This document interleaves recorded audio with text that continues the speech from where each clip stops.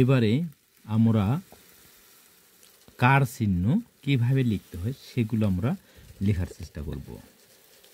প্রথমে আকার, সরেয়াতে আকার, এই যে প্রথমে মাত্রার সাথে লাগিয়ে অল্প একটু মাত্রা দেব।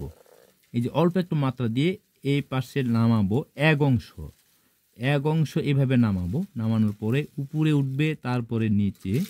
এবার মাত্রা ঠিক করে দেব, অর্ধমাত্রা। এটা হলো স্বরে আ, কার চিহ্ন। এবার আকার গেল। এবার আমরা ঋষিকার লেখার সময় প্রথমে আমরা যতটুকু বর্ণ ততটুকুর মধ্যে আমরা মাত্রা দিয়েছি, দিয়ে সোজা করে নামিয়ে টানছি। এই টানটা কিন্তু সোজা রাখতে হবে। এবার অল্প একটু কাঁচি দায়ের মতো, এই দেখো এই দিকে একটু বাঁকা হয়ে বর্ণের মধ্যে যাতে এই যে এই বাঁকাটা আসে। তো প্রথমে এটা কিন্তু বোঝানোর চেষ্টা করতেছি, এখান থেকে এই পাশে বাঁকা, কিন্তু এই যে এই পাশে বাঁকা, তারপরে আমরা এই দিকে নামিয়েছি। আর আমরা কি সাধারণত এইভাবে লিখি যে এইভাবে দিয়ে এরকম না, এটা এই পাশে একটু বাঁকা আছে, এই যে বাঁকাটা, এই বাঁকাটা না দিলে ঋষিকারটা সুন্দর হবে না। এবার দীর্ঘিকার ক্ষেত্রে আমরা প্রথমে এইভাবে টানছি, এই সোজা করে টানার পরে এইভাবে নিয়ে গেলাম, নিয়ে এই যে এখানে উড়ির মতো, এখান থেকে যেটা আসতেছে এটা কিন্তু উড়ির মতো, আর এটা শুধু এখান থেকে যোগ হয়ে গেল। তাহলে দীর্ঘিকারটা দেখো আমি কিভাবে লিখেছি।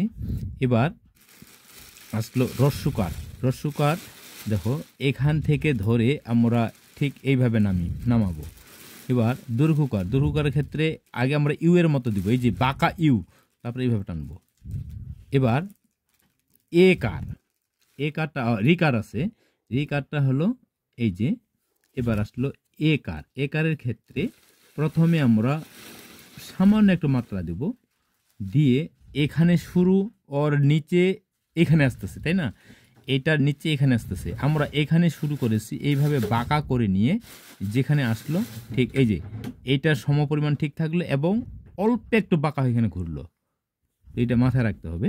তারপরে কি কার আসলো, এতে কার, ওই কার, এ কারটা আগে দিলাম, দিয়ে এই যে উড়ি, এখান থেকে এই যে উড়িটা দিলেই ওই কার।